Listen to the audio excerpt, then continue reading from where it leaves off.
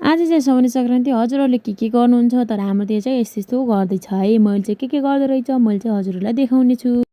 So hello everyone, सबैजना सन्चै आरामै हुनुहुन्छ होला। वेलकम छ मेरो मिनी ब्लगमा। यो चाहिँ मेरो हिजोको भिडियो, हिजो चाहिँ मैले राख्न पाएन, त्यही भएर चाहिँ मैले चाहिँ आज राख्दैछु। यता चाहिँ आमाले चाहिँ भोलाको पातमा टपरी बुन्दै हुनुहुन्छ। यसमा चाहिँ हामीले के राख्छौँ त भनेर अब मलाई चाहिँ थाहा छैन, किनभने म चाहिँ अब एकचोटि दोस्रोचोटि होला अनि मैले त्यति याद गरेको छैन। अब उता यता छुट्टै गरी मनाउनुहुन्छ नि त, अनि अब हाम्रो उता माइततिर छुट्टै हुन्छ। अनि त्यसपछि यता फेरि ज्ञानी नाच्दै नाच्दै कुर्ची बोकेर हिँड्ने। अनि यता मैले चाहिँ खानासाना पकाइसकेपछि अनि बल्ल पोछा मार्ने सुरसार गर्दैछु।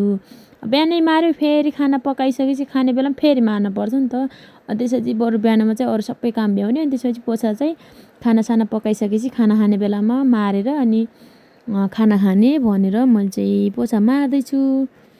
अनि उता फेरि अब दिदी बहिनीलाई चाहिँ अब चुरा लगाउन जाने रे, मेहन्दी लगाउन जाने रे, खुब हतार भइसक्यो भनेर उता फेरि कराउँदैछन्, आत्तिँदैछन्। अनि मैले चाहिँ फेरि छिटो पोछा मारेर अनि अब दिदी बहिनीलाई चाहिँ चुरा लगाउनलाई चाहिँ पठाउनु पर्ने भयो।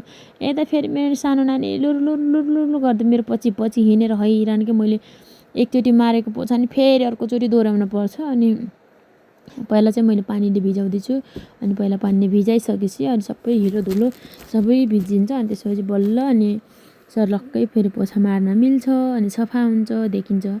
अनि त्यसपछि आज चाहिँ सौर्य सङ्क्रान्ति। हजुरहरूकोतिर चाहिँ के कस्तो भइरहेको छ, कसरी मनाइरहनु भएको छ? हाम्रोतिर चाहिँ आज कति धेरै गर्न छ, अझै रोटी पकाउन छ, मासु पकाउन छ, के परिकारहरू बनाउनुहुन्छ। हामी चाहिँ आफैले खाना चाहेर हो है त। अनि त्यसपछि यता चाहिँ अब झोला, पैसाको झोला बोकेर चुरा मेहन्दी ल्याउनलाई अब दिदी बहिनी भएर जान लागेको रे। अनि यता जुत्ताहरू हेर्दै हेरेँ, अनि मैले चाहिँ अब कपडा धुन्छु भनेर कपडा धुन बसिरहेको। अनि ठ्याक्कै मेरो बाबाले चाहिँ फोन गर्नुभयो, अनि मैले चाहिँ फोनमा बोल्दै थिएँ। अनि बुवाले चाहिँ मलाई मासु देखाउँदै हुनुहुन्छ, सुकुटी। अनि मैले चाहिँ बुवालाई सोधेको, मलाई पठाइदिन्छ है भनेको, हुन्छ भन्नुभयो।